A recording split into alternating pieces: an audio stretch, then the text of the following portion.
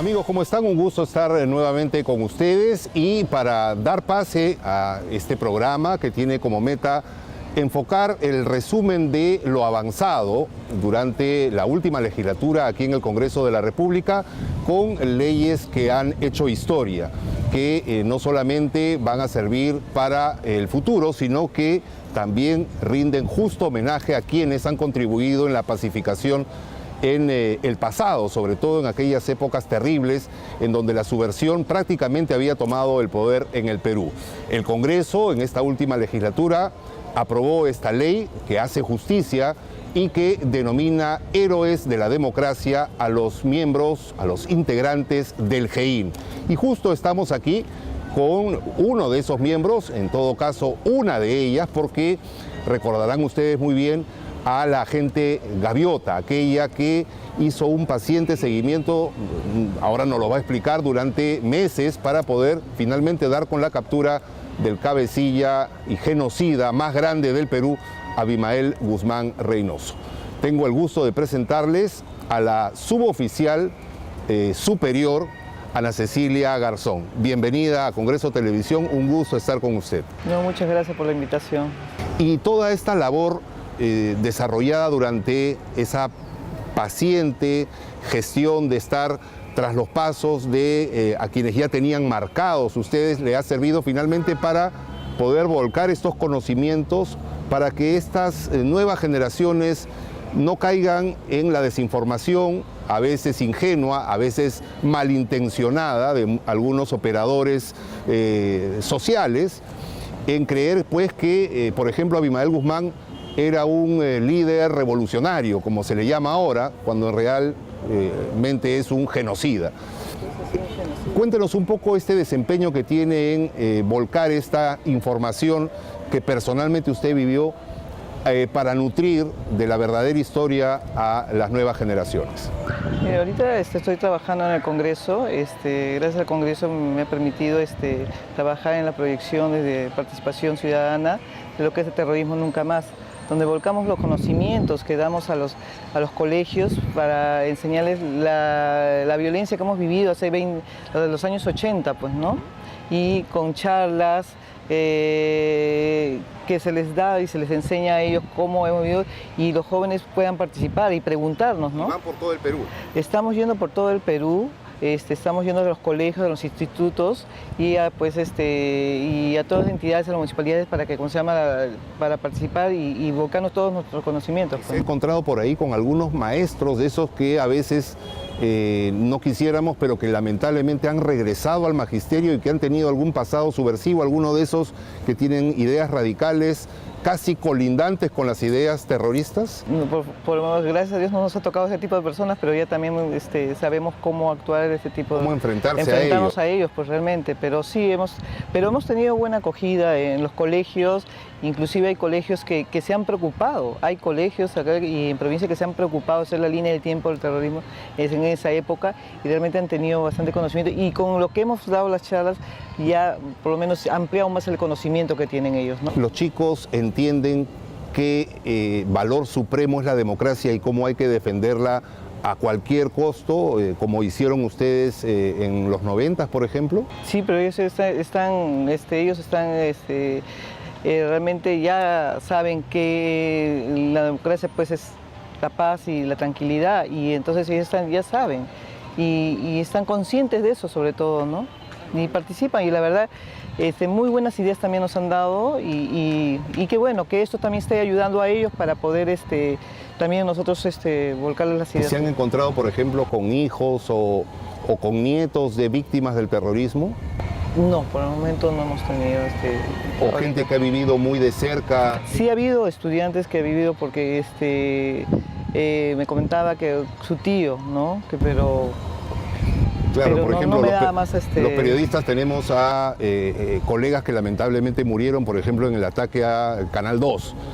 Pero en la sierra hay por lo menos alguien en la familia o en el vecindario víctima del terrorismo, ¿no es cierto? Claro, sobre todo en las zonas rurales. Sí ha habido y bueno, en las zonas que me ha tocado a mí no ha habido por lo menos, Acá en Lima estuve, sí hubo un joven estudiante, pero no supo más de razón, pero sí sabía cuánto daño hizo el terrorismo pues en esa época y él es consciente, inclusive dice, él es consciente y cuando él va a ser, me dijo, voy a hablar con sus amigos y decirles cuánto daño el terrorismo se hizo, ¿no?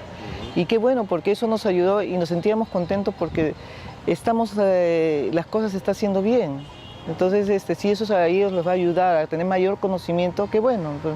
¿Y cuál es la metodología que usan? Por ejemplo, quizá para hacerlo más cercano a la realidad actual, que es absolutamente distinta de hace 25 o 26 años o 30 años cuando empezó el terrorismo, es, por ejemplo, explicarle a un chico antes no podías ni siquiera ver televisión porque cada día había una torre dinamitada, antes no podías salir a la calle porque lamentablemente había toque de queda por culpa del terrorismo. Es una buena manera de hacerles ver el contraste que hay entre la actual realidad con lo que se vivía hace 30 años. Claro, lo que pasa es que el Congreso se ha preocupado también. Nosotros se hace un video donde se pasa pues toda esa época que hemos vivido, donde nosotros se difunde todo lo que hubo, los coches bombas, los atentados, las muertes que ha habido. Entonces, y nosotros cuando ya termine eso, ya nosotros le damos testimonio y le indicamos cuánto violencia en esa época ha habido, todo lo que se ha pasado en esas épocas, ¿no? Que eso también ayuda, porque el video, lo visual, les ayuda también a eso, a conocer, ¿no? Ya nosotros solamente ya reforzamos eso para que ellos se entiendan, ¿no? Ahora, así como, digamos, hace 30 años el terrorismo nos agarró con la guardia baja en un país que vivía en el caos económico, en la carestía, ¿cree usted que hay algunos síntomas que se están presentando ahora con la desinformación, con estos falsos movilizadores a través de las redes sociales que intentan confundir a las nuevas generaciones para reformar probablemente o tener alguna intención a futuro con el Movadef y algunos otros grupos políticos? ¿Cree usted que estamos viviendo alguna de las características que podría hacer que repitamos errores? Sí, inclusive lo que se está viendo ahora en las marchas se está viendo pues infiltrados, pero realmente el Congreso se está preocupando para que nosotros se dé a conocer a los jóvenes y hacerles conocer, pues, ¿no? Porque es nuestra preocupación también de todos nosotros, que los jóvenes sepan y nos volvamos a repetir y que no nos conocemos engañar por intermedio después por internet, todas las malas informaciones que puedan dar. Por lo menos también estamos abocando eso, que sí debe haber, pero estamos nosotros para que revertir eso, ¿no? Así es. El mausoleo, por ejemplo, que se construyó es una muestra de ello, ¿no es cierto? Así es. De un avance sin que las autoridades hagan nada. No, pero yo creo que ya se está por ganar si es que ya no se ganó el juicio para que lo puedan sacar, ¿no? Pues, una falta de respeto, ¿cree usted, a todas las víctimas? Yo creo que sí, a todas las víctimas. No, es una falta de respeto, es una falta de consideración a todos los muertos inocentes que ha habido. Entonces yo creo que esto ya ha debido tomarse cartas sobre el asunto, ¿no? ¿Y compañeros de institución también que usted ha visto morir, ha visto fallecer? Inclusive en la DICOTE hemos visto que le ganó... Me acuerdo del coronel Tumba, por ejemplo. Él ha sido mi jefe y que lo mataron de una manera salvaje, de una manera saliendo de su casa, leyendo periódicos. Claro. Claro, leyendo periódicos, es una manera y todavía le dan el tiro de gracia. Lo llenaron de balas, su cuerpo, entonces... Esas cosas que no se puede volver a repetir, es una falta de respeto, están por eso los jueces que pueden determinar ya de una vez acabar con eso, porque ¿qué se está dando ahí? Realmente es un insulto a nosotros, nuestro trabajo, porque inclusive nosotros sí, ese es nuestro trabajo, sí, como policías, que deberíamos dar la vida en nuestro país, está bien, pero también nosotros, que nos ayude a nosotros a seguir combatiendo esto, y también den leyes drásticas para que no se volver a lo mismo, ¿no? Aquí en el Congreso, quienes cubríamos en esa época, nos acordamos todavía de Lori Berenson, que se camufló como periodista con la señora Gilbonio, que era cuñada de Néstor Serpa, y su plan malévolo era tomar el Congreso militarmente, ¿no es cierto? Estaban haciendo un reglaje. Así es, y no faltaba mucho para que lo pudieran hacer. Pero gracias a Dios la DICOTE se dio cuenta para hacer ese trabajo, ¿no? Así es. Y ahora hay una contradicción, pues no parece, porque quienes realmente lucharon por la democracia, por la pacificación del país, han tenido que enfrentar muchas veces juicios subvencionados por ONGs, algunas despistadas, como digo, algunas malintencionadas, y mientras estos líderes ya salieron libres y siguen agitando a la población y tratando de confundir a la opinión pública, ¿no? Sí, ¿Qué opina pues, usted de esta doble situación que se presenta? Lo que pasa es que las leyes que les han dado, la pena que les dieron a ellos, pues lo cumplieron. Nosotros, ¿qué podemos hacer en eso? Porque ya ellos salen y ya cumplieron una pena. Entonces, lo único que tendrían que ser las entidades encargadas, que son la Dirección contra el Terrorismo, y que es encargada, que se tienen que vigilar, pero es que tampoco no se les puede privar. Nosotros no podemos estar en constante seguimiento y cumplieron una pena. Así es. Entonces, le minoraron la pena porque tenía cadena perpetua. pero le minoraron después foja cero y le minoraron la pena. Entonces, eso nos ha perjudicado porque siguen saliendo y siguen en lo mismo. Entonces, ¿se aprovecharon de un vacío legal, cree usted, algunos interesados para poder bajarles esta pena que finalmente los hizo volver a las calles, ¿no? porque no se preocuparon de las víctimas, de la gente, de las autoridades o los policías o los militares y demás.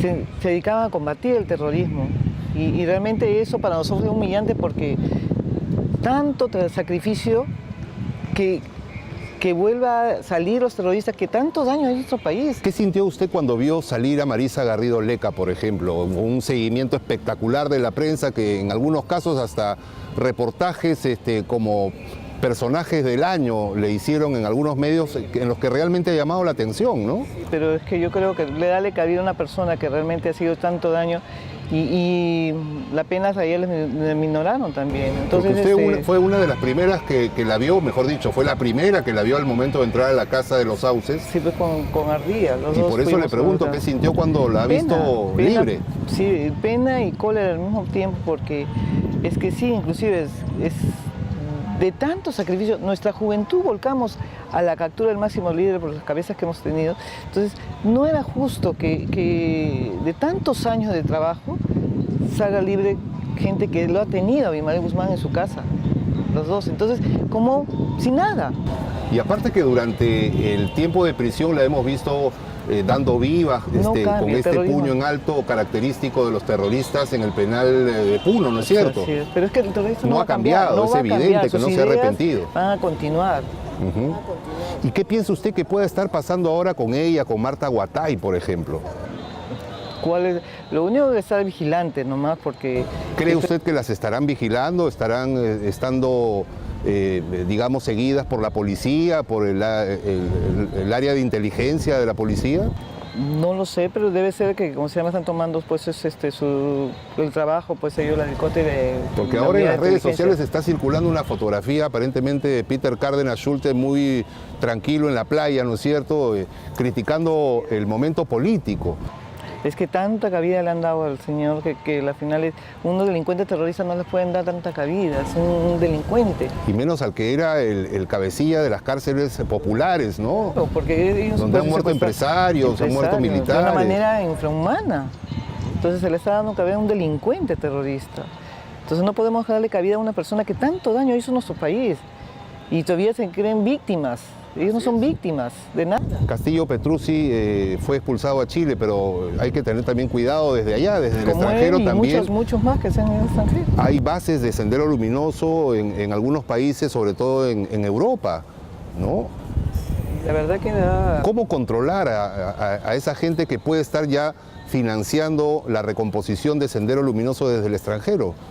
Por eso se encarga la dirección especial, que es la Dirección contra el Terrorismo, se está encargando seguramente de eso, porque esa es su función de ellos, ¿no? Y las unidades de inteligencia se encargan de eso, entonces seguramente están contrastando información entre ellos, porque es inteligencia, no puede dar a conocer todas las informaciones que puedan tener, y ya están tomando medidas ellos, ¿no? Ahora, pero vemos que en algunas marchas, por ejemplo, parece que la inteligencia no funciona porque aparecen muy orondos grupitos con banderas características de Sendero Luminoso, apoyando o infiltrándose más bien en algunas que aparentemente podrían ser causas justas de reclamación popular, digamos, ¿no? ¿Cómo entender esa carencia de vigilancia? Eso lo vemos ustedes como civil, pero nosotros no lo vemos así. Ellos también están haciendo su inteligencia, pero no podemos ser vistos. Entonces ellos están trabajando. Ellos saben cómo trabajan, entonces ellos no podrán hacer notar mucho a la ciudadanía qué es lo que están haciendo. Tienen que pasar desapercibidos. Y lo están haciendo, porque se ve. Yo he trabajado en esto y sé cómo es esto. Y están trabajando, silenciosamente van a trabajar, están trabajando. Muy bien, yo les quiero decir que tengo un marcado gusto de trabajar aquí en el Congreso con usted, a pesar de no ser de la misma oficina, pero vamos a regresar luego, ¿le parece?, de un breve corte con Ana Cecilia Garzón. Ella, como todos ustedes la conocen, es heroína de la democracia, ha sido parte del GEIN, este grupo especializado, y fue la primera en llegar a la casa en donde estaba Abimael Guzmán ya hace más de 25 años, ¿no es cierto?, en el año 1992. Concretamente en el mes de septiembre. Vamos a regresar con ella en esta interesante entrevista aquí, amigos, en este programa especial que tiene como meta recopilar todas aquellas leyes aprobadas en la última legislatura en la que realmente se ha avanzado bastante. Una de estas leyes es la que declara héroes de la democracia a los miembros del GEIN. Volvemos en unos instantes.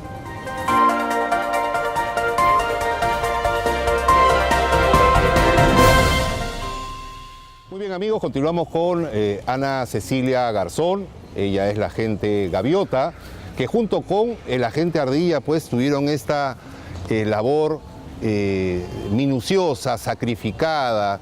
Realmente han dejado ustedes, como dijo en el primer bloque, parte de sus vidas en este trabajo y se lo agradecemos infinitamente porque contribuyeron en gran medida a la pacificación.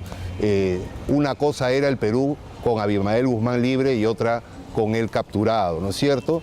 Esta noticia de trascendencia mundial empieza con un escozor, con un malestar en el trabajo, y usted lo ha referido en distintas entrevistas, con su compañero que finalmente pasó a ser su compañero de trabajo, a su compañero de toda la vida. ¿Y por qué este malestar? ¿Por qué estos polos opuestos que ahora se atraen, antes se rechazaban en el trabajo? ¿Qué pasaba? Lo que pasa es que era parte del trabajo, es que el trabajo era tan constante, no había descanso, llegamos agotados porque nos levantamos temprano y nos acostamos tardísimo. El terrorista no descansaba, todo el día trabajaba. Entonces, llegó un momento, ese día llegamos un poco más temprano, que eran las 12 de la noche. Entonces, era lo más temprano que llegamos. Entonces, teníamos que cargar, porque todo el día trabajábamos y usábamos la batería, la radio, y era una batería, pues una radio grande. ¿Cómo camuflaban la radio? Porque es que lo teníamos en una mochila o un trapo, y entonces a veces lo alzábamos de una manera, o ya nos teníamos que ingeniar, porque nosotros teníamos que ingeniarnos para que no sea detectado lo que teníamos, o para comunicarnos con ellos. A veces nos hacíamos ingeniados, poníamos un audífono para poder hablar. Me imagino que más de un agente encubierto ha debido cometer algún error que se haya puesto al descubierto, digamos, siguiendo a otros terroristas, ¿no? Porque es parte a veces del trabajo, a veces cuando ya vemos esto, que el delincuente terrorista se detecta, entonces ellos se repliegan y nos centramos, pero también nosotros lo dejamos, lo soltamos para tomar otro, para que él no se dé cuenta, ¿no? Que se confíen, digamos. Que se confíe realmente, que realmente no es lo que ha visto. Entonces así hacíamos.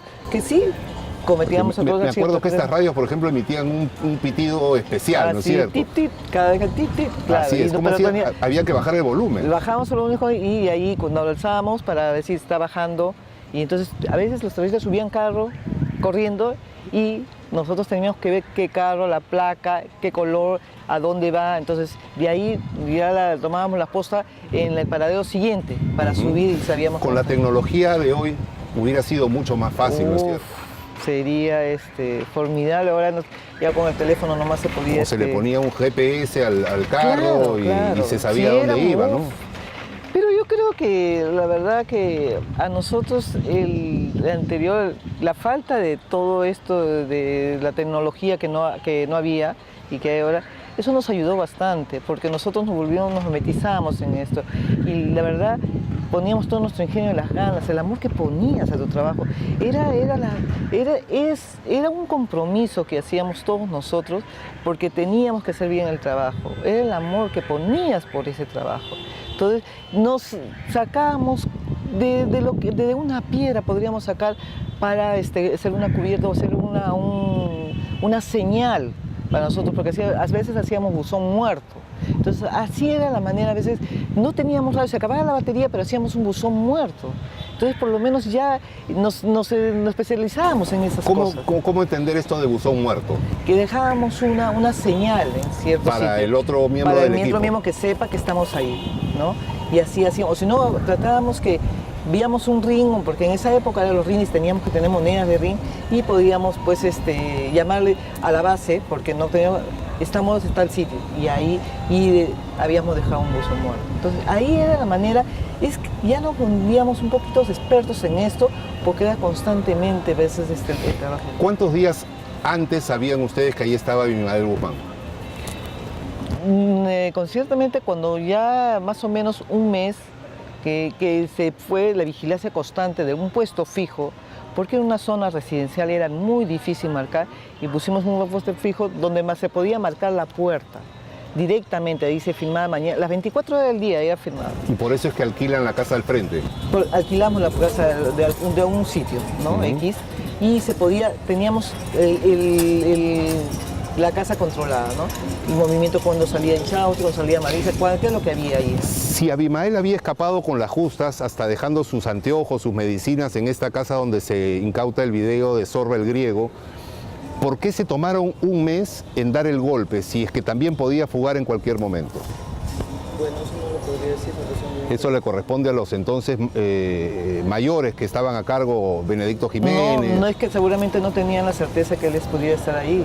Pero si habían buscado en la basura y habían encontrado las medicinas que Abimael Guzmán tomaba. No, se encuentra en la basura en la Operación Victoria, en los Sauces, pero no en la que usted está diciendo. Exacto. Claro. En la otra casa Abimael se escapó por cuestión de segundos, estaba, ¿no? Claro, pero no sabía la certeza no sabía si estaba ahí. Se llega a determinar que estaba ahí cuando se le encuentra pues las cosas ahí. No había con certeza. En cambio, en podría haber certeza por lo que posiblemente que podía estar por lo que se recolectaba en la basura, porque había un agente de cubierta. La marca de cigarrillos la marca de cigarrillos, lo que comía, qué es lo que vestía, y compraba panes, pues en vez de comprar 5 panes, compraba 20 panes. Y se supone que una bailarina pues no come panes todo el día, al contrario, dieta, no para come. La figura que tenía, pues era bien difícil. Claro. Entonces, las compras que hacía un mercado pues exorbitante. Entonces, eso fue dando indicios a que había algo ahí, ¿no? Con certeza. Y entonces ya se montó la vigilancia constantemente, y ahí cuando pregunto que si lo tienen, cuando le preguntaron a Aranda Franca si lo tienen a Inchauste, lo tienen a Abimael Guzmán. De ahí por eso que se monta la vigilancia fija, realmente para ver qué es lo que había en la casa, cuáles son los movimientos que había.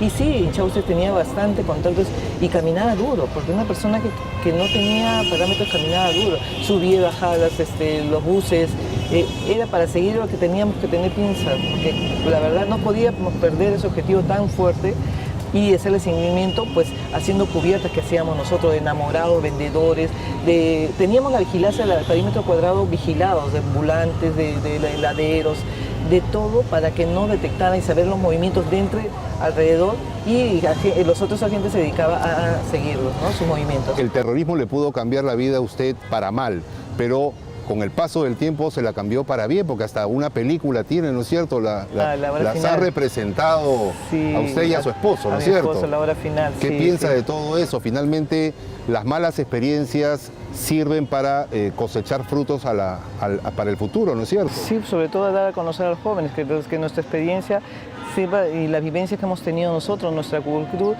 sí, con orgullo, pues somos peruanos y tenemos que ayudar a nuestros jóvenes que son los futuros de nuestro país, y saber hacerle conocer por todo este momento que vivimos de violencia. Estamos vivos acá para poder dar nuestro testimonio, ¿no? ¿Qué se siente ser héroe de la democracia, heroína de la democracia en su caso?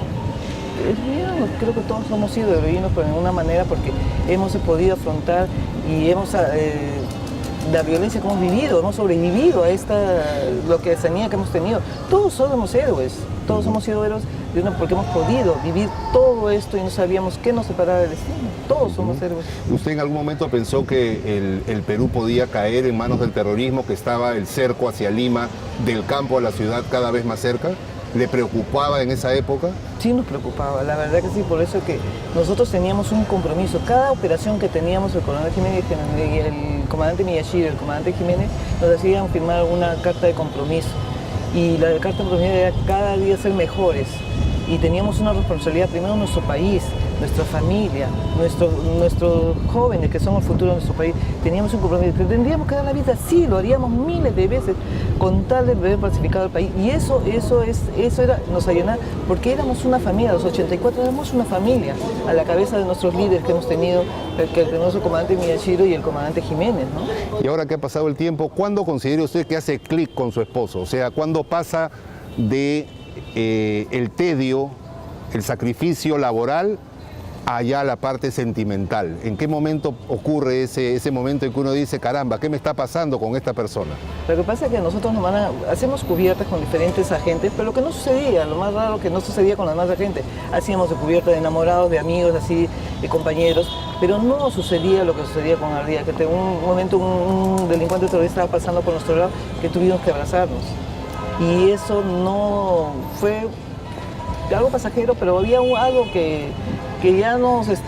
Un sentimiento especial. Que fue creciendo, pero, digamos. Sí, pero es que ya eso pasaba y lo pasamos despercibido, pero ya cuando nos tocaba ahí no sabía, porque ahí comienza pues nuestra relación, que al final dice Ardía, todo comenzó en Villa, y ahí es cuando nos dimos cuenta que había un sentimiento, porque la cubierta nos ayudaba y para nosotros ya vimos que algo había. Entonces, de ahí comenzó pues nuestro... Ahora, su familia, usted en esa época era soltera, sabía de su accionar, sabía obviamente que usted pertenecía a la Policía de Investigaciones, pero ¿sabía realmente cuál era su delicadísima función? No sabía. Mi no madre podía saberlo no tampoco. podría saberlo, porque con mi madre inclusive todavía me dice, ¿por qué no vienes a dormir en la casa? ¿Por qué no vienes? Porque inclusive a veces por el trabajo nosotros teníamos que estar temprano. Entonces yo pensaba que yo tenía un compromiso. Yo era joven todavía. Y entonces yo le decía a mamá, con el tiempo te vas a dar cuenta. Pero lo único que me decía, cuídate. Y yo rezo por ti para que te cuides.